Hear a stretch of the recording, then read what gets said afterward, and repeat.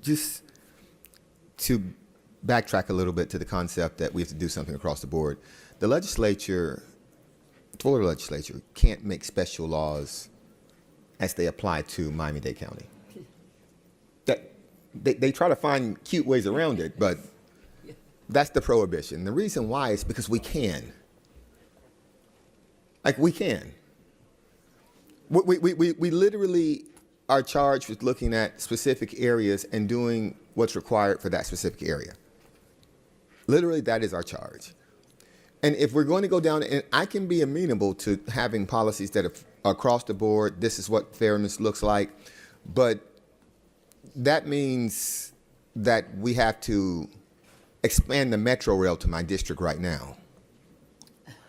That means we have to actually stop funding the underline like it's a private park for rich people. This is absolute nonsense that you all are making that argument after we just got finished talking about the underline.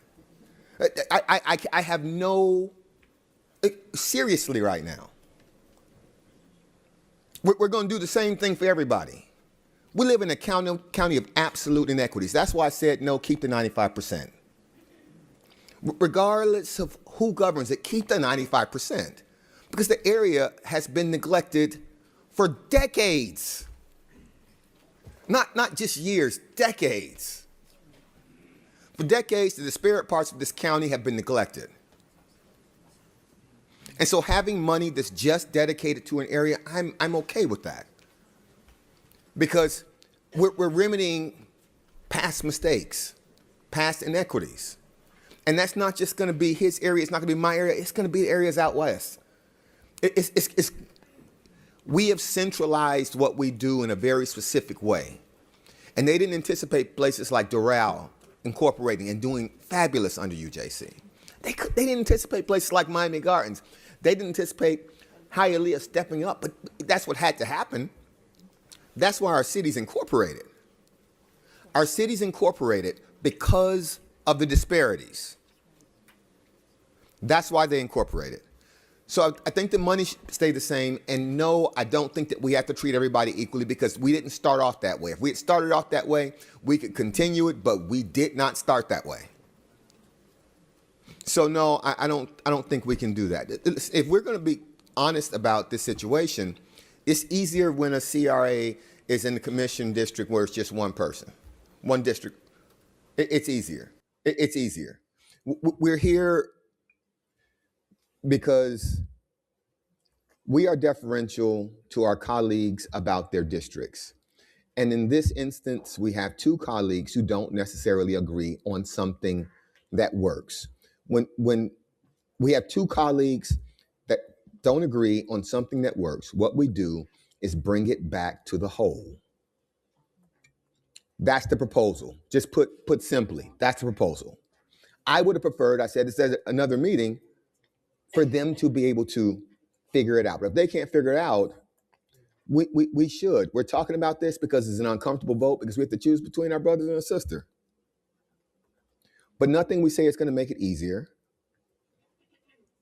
Let's vote. All right, now, it's 11:08. It's first item. This is the first item. This is a sunshine meeting. If they can work it out, let's work it out now. Let's just do it. I got all day. We're all here. Let's do it. All right, Vice Chairman, you're recognized. Commissioner Gilbert, you mentioned something that got my attention. You said the Association of Inspector Generals. This is on their website. What does that mean exactly? Is this whole? May respond. Thank you, Mr. Chairman. Thank you, Senator, for the question.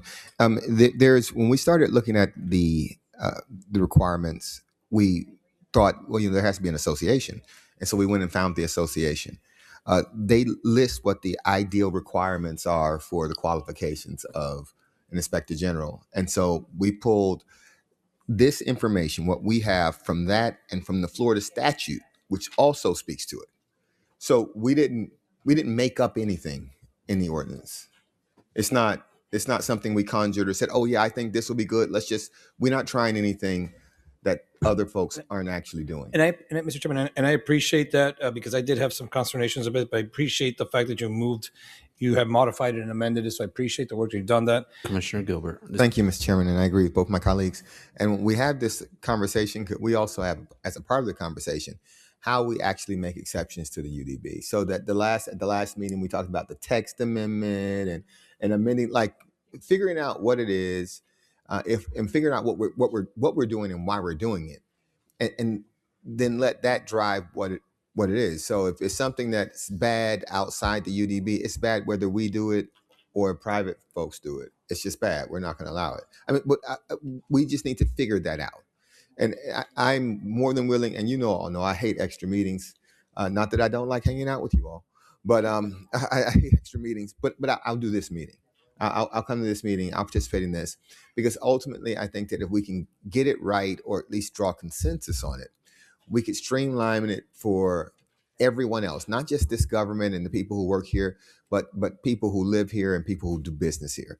And having that type of certainty actually helps with growth. So thank you for the work that you've been doing as interim director. Well, thank you. Thank you so much, Mr. Chair. And thank you, Madam Mayor, the Board of County Commissioners. As stated, I have been in this county, raised by this county, the arts and cultural community, and I'm very, very gracious to continue to serve. And that's my very short message. Thank you so much. I love it. All right. Sounds good. Commissioner Gilbert, you're recognized. Thank you, Mr. Chairman. I need to just disclose that when I was the mayor of Miami Gardens, I tried to hire Ashley I wanted to start a cultural affairs department in the city. And so I brought her in. She was going to be the head of my community center, and we were going to run it out of there. The Arch stole her away from me, so that was very unfortunate. As a matter of fact, we should talk about those Arch people.